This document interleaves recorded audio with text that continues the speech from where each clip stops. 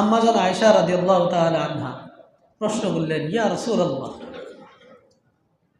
ইয়া হাবিবাল্লাহ, সবই তো বুঝলাম, এই আয়াত তো আমার বুঝে আসতেছে না যে মানুষ গুনাহ করলে ইস্তেগফার করে। এই লোকগুলো সারা রাত ধরে নামাজ পড়লো, তারা কেন ইস্তেগফার করবে?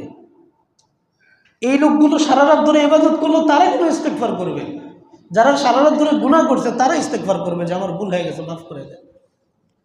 কিন্তু যারা সারা রাত ধরে আল্লাহর ইবাদত করলো, কোরআন তেলাওয়াত করলো, জিকির আজকার করলো, তারা কেন ক্ষমা চাবে? আমার তো এটা বুঝে আসে না। তখন আল্লাহ রাসূল সাল্লাল্লাহু আলাইহি ওয়াসাল্লাম আম্মা জান আয়েশাকে নিজের প্রাণের বিবিকে বুঝাইলেন যে দেখো, আল্লাহ আমাদেরকে ঠিক যেইভাবে ইবাদত করতে বলছেন আমরা কি ওইভাবে পারি? আমরা তো ইবাদতের হকগুলো আমরা আদায় করতে পারি না। ওই যে আমি দুইটা কাজ করতে বললাম, প্রথমত শুকরিয়া, দ্বিতীয়ত ইস্তেগফার করা। কেন? যে আল্লাহ আমাকে তৌফিক দিয়েছেন। অন্য অনেকেই আছে যারা ইবাদত করার তৌফিক পায় না। আমাকে রোজা রাখার তৌফিক দিয়েছেন, অনেকে রোজা রাখতে পারে নাই। আমাকে তারাবি পড়ার তৌফিক দিয়েছেন, অনেকে তারাবি পড়তে পারে নাই। আমাকে দান সদকা করার তৌফিক দিয়েছেন, অনেকে দান সদকা করতে পারে নাই। এই জন্য আমি শুকরিয়া আদায় করবো, আলহামদুলিল্লাহ।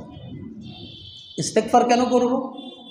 আল্লাহ আমাকে যেইভাবে তারাবির নামাজটা পড়তে বলছিলেন, আল্লাহ আমাকে যেইভাবে 5 ওয়াক্ত নামাজ পড়তে বলছিলেন, যেইভাবে আমাকে কিয়ামুল লাইল পড়তে বলছিলেন, আমি পুরোপুরি হক আদায় করে পড়তে পারি না। এই জন্য আমি আল্লাহ তাআলার কাছে কি চাইতেছি? ক্ষমা চাইতেছি। আল্লাহ যেন ভুলভ্রান্তি তো হবেই, ভুলভ্রান্তি এগুলো ক্ষমা করে দিয়ে, আল্লাহ যেহেতু তার বান্দাদের সাথে রহমতের আচরণ করেন, দয়ার আচরণ করেন, দয়া দেখাইতে পছন্দ করেন, আল্লাহর কাছে আমরা আশা রাখি যে আল্লাহ তাআলা আমার আপনার যে ভুল ত্রুটিগুলো আছে সেগুলোকে কি করে দিবেন? ক্ষমা করে দিবেন।